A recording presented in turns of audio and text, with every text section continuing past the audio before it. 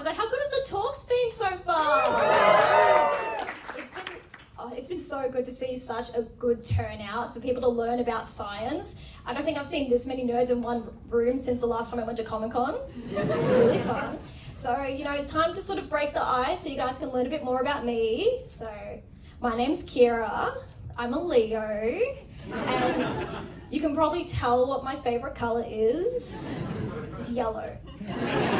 So I'm a PhD student at Deakin University here in Melbourne, and I'm finishing up my PhD this year, which is really exciting.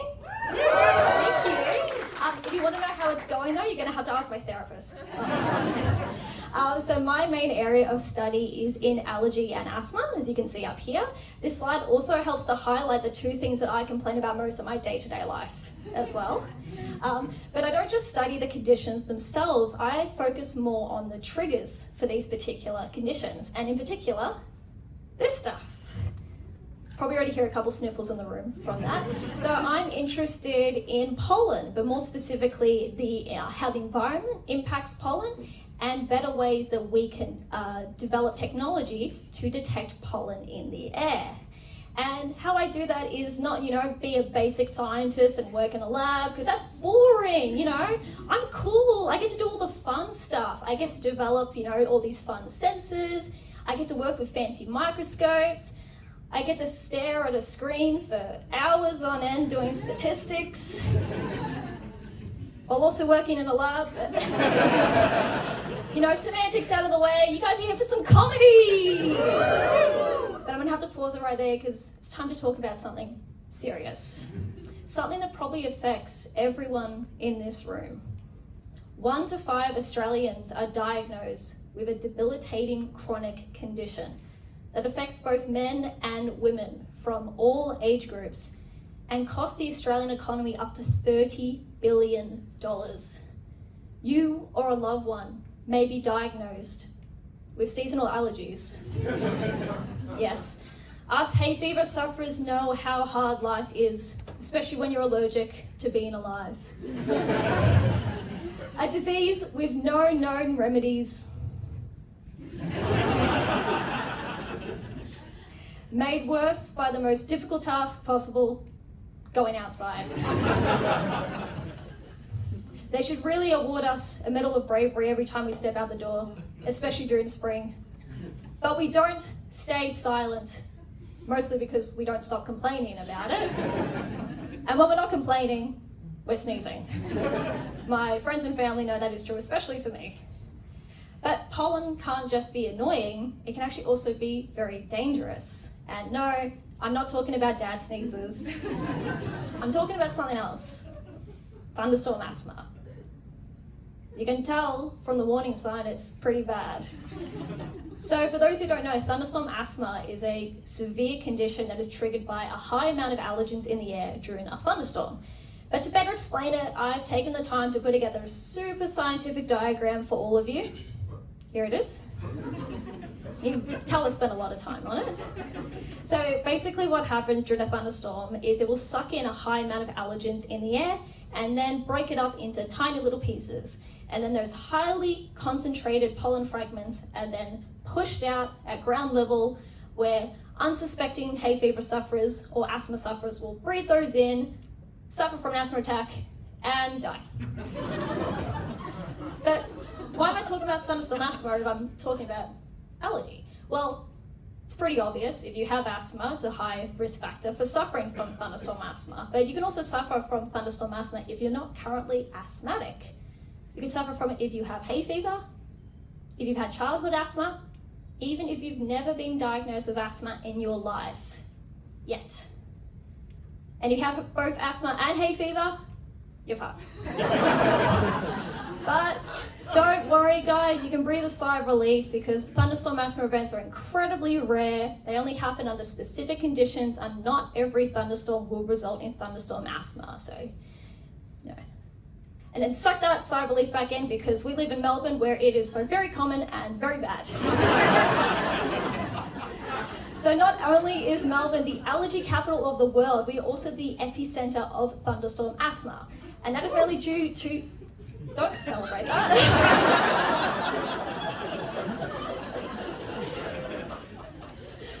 that is mainly due to two things. The first is the vast amount of ryegrass fields that we have up north in our farmlands.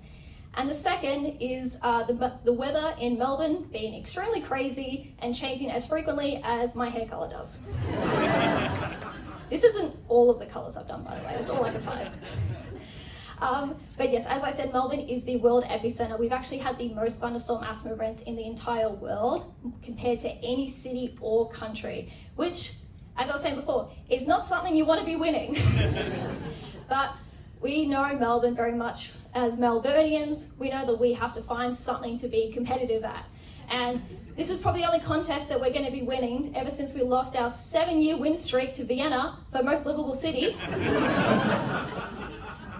Hopefully there's no Austrians in the room. Oh. We don't just have the most storms, we also have the worst storms. So people might remember the thunderstorm asthma event in 2016. It resulted in tens of thousands of people having to be hospitalized for severe asthma attacks, and 10 people unfortunately passed away. We may have even had a thunderstorm asthma event last year on Melbourne Cup Day. But luckily, we made it through both the potential thunderstorm asthma event and the Melbourne Cup with no deaths on either side. Yay!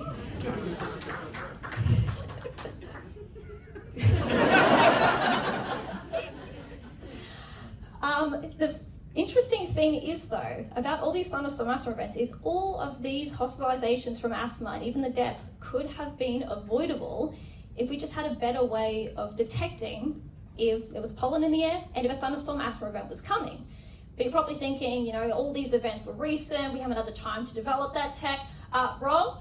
We've been having these since the 1980s. We just didn't care about thunderstorm asthma until after the 2016 event when people started dying, because no one cares about us hay fever sufferers. As an actual quote. We really are the most discriminated people in the world. So my research is focusing on better ways to actually create good warning systems, so hopefully I can save the lives of all of us hay fever sufferers here in Melbourne. But first I have to explain why our current systems are garbage. And I'm going to address everyone in the room who has never taken an antihistamine in your entire life, you non-sneezing fuckers. Because you might not be aware of these warning maps that are sent out by the Victorian government every spring. You might see a bit of a connection between this and the fire meters. It basically gives us a level of estimated pollen levels in the air across different regions of Melbourne. So sort of, green is good, red is bad. But obviously, one of these meters is more important than the other. So. But how do we actually monitor pollen for our current systems? Well, we don't use a vacuum, I don't run around with a net, and we certainly don't try and catch it out of the air. No, instead we have to rely on massive, expensive machines that are specifically designed to trap pollen, and they have a very scientific name, pollen traps. So this is a picture of one now. So this is your standard pollen trap, or as we in the business like to call it, a slapping machine. They're on a swivel, and I have been hit in the face with one before. It is not fun. So this is the first pollen trap that was invented in the 1950s. These machines basically work by collecting samples in the air that scientists like myself will then analyze to aid in thunderstorm asthma research. Pretty simple. This is the exact same model that is still used today in Melbourne, as well as over 600 research facilities around the world. I can promise you the only difference between these two models over the last 70 years is a fresh coat of paint. I'm not joking, I had to repaint that green one a couple of years ago. Not only are they extremely old, they're also incredibly slow and take at least a full day to collect samples that then need to be manually analysed. Because of that, we didn't even know the thunderstorm asthma event had happened originally in 2016 until the day after the storm had hit. So, what we need to do is develop better technology that improves our ability to detect the pollen that causes the thunderstorm asthma events. But it has to be automatic and it has to be quick, much quicker than our current systems.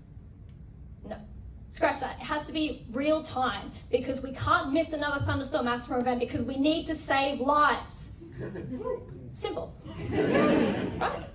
It actually is, and it's all thanks to this. Let me zoom in. So this tiny circle might not look like much, but it's actually a highly sophisticated sensor that I'm currently developing to do everything on that to-do list and more. And you know, it's got a bit of a scale there, but if you can't sort of work out what the size is, it's a bit bigger than the microchip that Bill Gates put in all your COVID vaccines. So it kind of works as a mix between a miniature scale and a smoke detector. Don't worry, I'll explain. So this is a diagram that I've drawn up for you guys. So basically how it works is everything is built on top of this tiny electrode that's made of pure quartz crystal covered in gold. I know, super fancy. On top of that electrode, we did make a foundation, so we use these carbon chains. And on the very top, we attach antibodies. And the antibodies are the key to the sensor's function because they will find and attach to pollen in the air. When it does, it makes the sensor heavier, which then sends a signal to a computer, which tells us that it's found pollen. Not only can it tell us that there's pollen, we can also work out how much, so we can differentiate between a low amount and a high amount. So, instead of relying on outdated machines,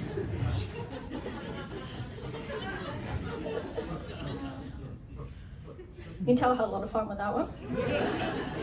So instead of relying on outdated machines that take 24 hours and require manual work, this sensor can automatically detect pollen in less than 1 hour.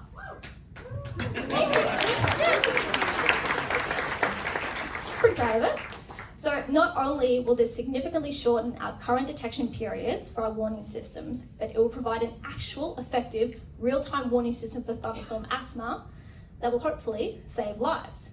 In addition, because the sensor is so small, we're hoping in a couple of years, if it works, to develop a portable version that people could wear on themselves to detect rising pollen levels around them. And you know, that could look like a couple of different things. It could be like a badge or a watch, whatever the fuck this thing is. But it's still a couple of years out, and as we know with any kind of tech startup, this is more what it's going to look like. But I hope that you can breathe easy knowing that I'm helping us fellow hay fever sufferers to reduce the risk of thunderstorm asthma. Thank you.